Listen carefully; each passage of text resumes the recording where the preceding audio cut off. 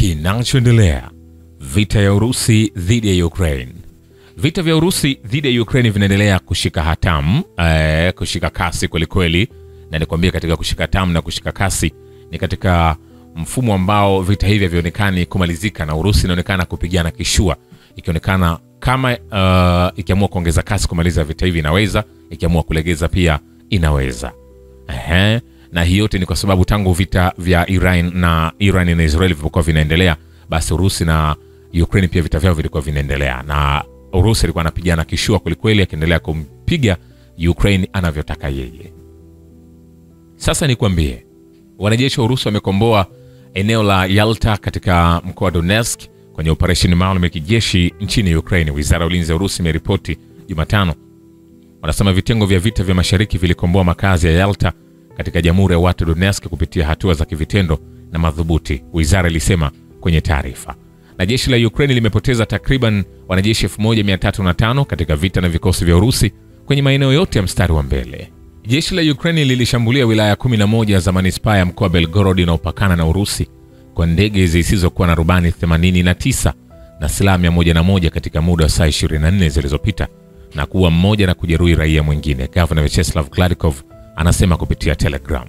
Vile vile, wapiganaji wa kundi la vita mashariki wameharibu vifaa mbalimbali na kujeruhi wanajeshi 190 wa Ukraine, vituo vitatu vya mawasiliano vya satellite ya Starlink na ghala la risasi katika siku iliyopita.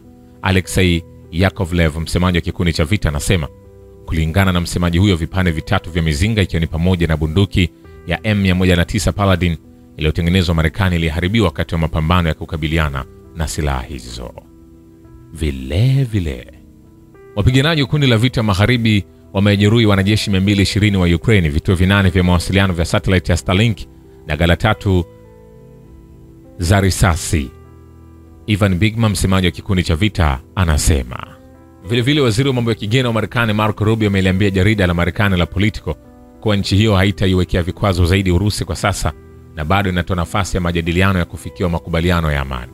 Rubio amesema iwapo Marekani itafanya kile kila mtu anachotaka ifanye, ambacho ni kuiwekea Urusi vikwazo zaidi, basi watapoteza nafasi ya kuzungumza, akisisitiza kuwa Rais Donald Trump atajua muda na wakati mwafaka wa kuchukua hatua za kiuchumi dhidi ya Urusi. Rubio ameongeza kuwa Marekani itaitumia nafasi yoyote ya kubadilisha hali hii ili ifanikiwe kufikia makubaliano ya amani kati ya Urusi na Ukraine. Viongozi wa nchi za jumuiya ya kijeshi ya NATO wamekusanyika huko Uholanzi kushiriki kwenye mkutano huu ambao mada kuu ni juu ya wanachama kuongeza fedha katika bajeti ya ulinzi hadi 5% ya pato la taifa, ingawa baadhi ya wanachama wanapinga hatua hiyo. Shukrani kwa Baba Ukivita na Historia ya Dunia. Mimi ni Richard Shio, The Rich Voice. Ni follow Instagram na TikTok kama Rich Voice Official.